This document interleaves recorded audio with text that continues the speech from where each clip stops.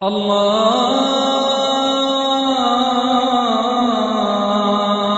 আকবার, আল্লাহু আকবার, আল্লাহু আকবার, আল্লাহু আকবার। পরের প্রশ্ন, আপনি কি আমাদেরকে জাকাতের বিধানের কারণগুলো সম্পর্কে একটু বলবেন? যখনই আল্লাহ সুবহানাহু ওয়া তাআলা কোনো নির্দেশ দিয়েছেন কোরআনে, তখন অবশ্যই সেটার পেছনে একটা কারণ থাকবে অথবা অনেক কারণ। কোরআনের অনেক আয়াত আছে আর সহিহ হাদিস যেখানে আল্লাহ সুবহানাহু ওয়া তাআলা এবং তার রাসূল বলেছেন এই জাকাতের পেছনে কারণটা কি। এক নাম্বার হচ্ছে আমাদের ঈমানকে আরো মজবুত করা। আমাদের প্রিয় নবী মুহাম্মদ সাল্লাল্লাহু আলাইহি ওয়াসাল্লাম বলেছেন যে জাকাত তোমাদের ঈমান মজবুত করে। আর এই কথা আগে বলেছি, জাকাত হচ্ছে ঈমানের একটা স্তম্ভ। আমাদের প্রিয় নবী মুহাম্মদ সাল্লাল্লাহু আলাইহি ওয়াসাল্লাম বলেছেন সহিহ বুখারী খণ্ড নম্বর 1 বুক অফ ফেইথ হাদিস নম্বর 8 যে ইসলামের ভিত্তি হচ্ছে 5টা স্তম্ভ। প্রথমটা হচ্ছে কালেমা, আল্লাহ ছাড়া উপাস্য নেই, আর নবী মুহাম্মদ সাল্লাল্লাহু আলাইহি ওয়াসাল্লাম আল্লাহর রাসূল। 2 নম্বর নামাজ আদায় করা। 3 নম্বর হচ্ছে জাকাত দেয়া। 4 নম্বর হজ পালন করা। আর 5 নম্বর হচ্ছে রমজান মাসে রোজা রাখা। এটা আমাদের ঈমানকে মজবুত করে। জাকাত দেওয়ার দ্বিতীয় কারণটা হচ্ছে যে এটা আমাদের সম্পদকে বিশুদ্ধ এবং পরিচ্ছন্ন করে। জাকাত শব্দটার অর্থ হচ্ছে বিশুদ্ধ হওয়া, পরিষ্কার হওয়া। জাকাত আমাদের সম্পদের অশুদ্ধতাগুলো পরিষ্কার করে আর এভাবে আমাদের সম্পদকে হালাল করছে। 3 নম্বর হচ্ছে জাকাত বৃদ্ধি করে।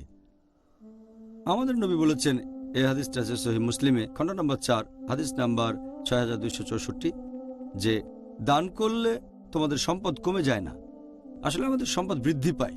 জাকাত রক্ষা করবে বিপর্যয় থেকে, আপনাকে রক্ষা করবে বিভিন্ন দুর্ঘটনা থেকে, এরকম আরো অনেক। পরোক্ষভাবে এটা আমাদের সম্পদ বাড়াবে।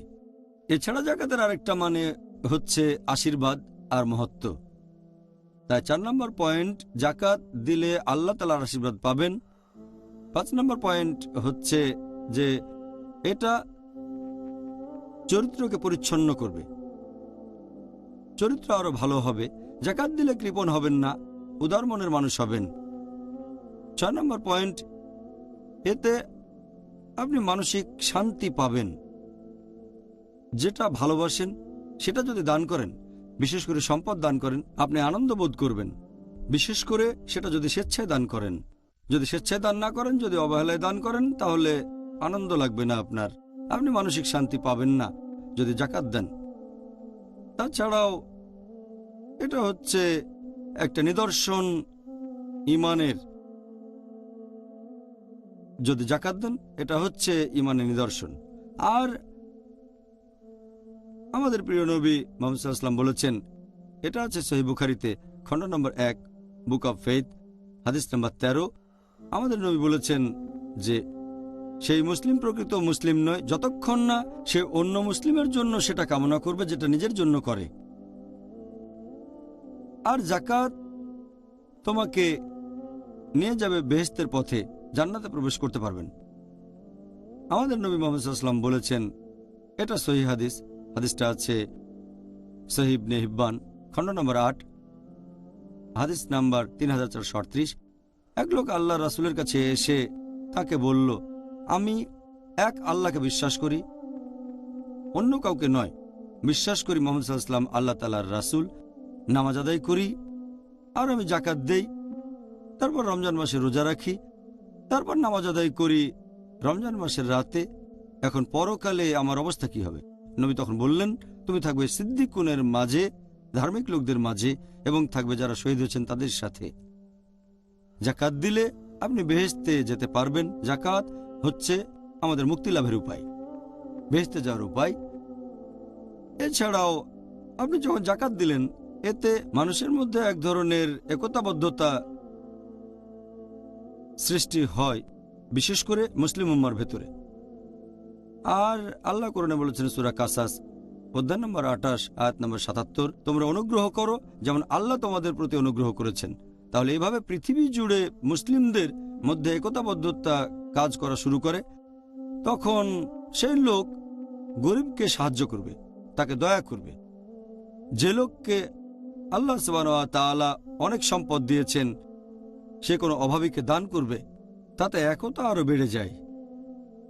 এরপরে 10 নম্বর পয়েন্ট, যখন জাকাত দেবেন গরিব মানুষকে, তখন এই গরিব লোক আপনার সাথে বিদ্রোহ করবে না। যদি গরিব লোক ভাবে পৃথিবীতে অনেক বড় লোক আছে, তাদের ঘুরে বেড়ানোর জন্য সুন্দর সুন্দর গাড়ি আছে, বিশাল বাড়ি আছে, তারা আমোদ প্রমোদ করে, এগুলো তার মধ্যে আনে বিদ্রোহের মনোভাব। যখনই তাদের যত্ন নেবেন, দান করবেন জাকাত, তখন তারা আর বিদ্রোহ করবে না। 11 নম্বর পয়েন্ট, এতে করে বন্ধ হবে চুরি আর ডাকাতি। যে লোক মৌলিক চাহিদা পূরণ করতে পারছে না, সে চুরি করতে বাধ্য হবে বা ডাকাতি। যখন জাকাত দেওয়া হবে, তখন গরিব মানুষের মৌলিক চাহিদা পূরণ হবে, এভাবে চুরি ডাকাতি বন্ধ হয়ে যাবে আর পুরো সমাজের উন্নতি হবে। 12 নম্বর পয়েন্ট, এতে আন্তরিকতা বাড়ায়। কারণ আমরা যখন পছন্দের কিছু দান করি, কাউকে দিয়ে দেই, আপনি শুধু তখনই কাউকে দান করতে পারেন যদি সেই কারণটাও হয় সমান প্রিয় অথবা তার চেয়ে ভালো কিছু। এটা আল্লাহর প্রতি আপনার ভালোবাসা আর বিশ্বাস প্রকাশ করছে। সেজন্য এই সাদকা শব্দটার মূল আরবি শব্দ হচ্ছে সিদ, যার মানে আন্তরিকতা। মানুষের মধ্যে আন্তরিকতা দেখা দেয়। 13 নম্বর পয়েন্ট, জাকাত পৃথিবীর উপর বিভিন্ন রকম বিপর্যয় নেমে আসাকে রোধ করে।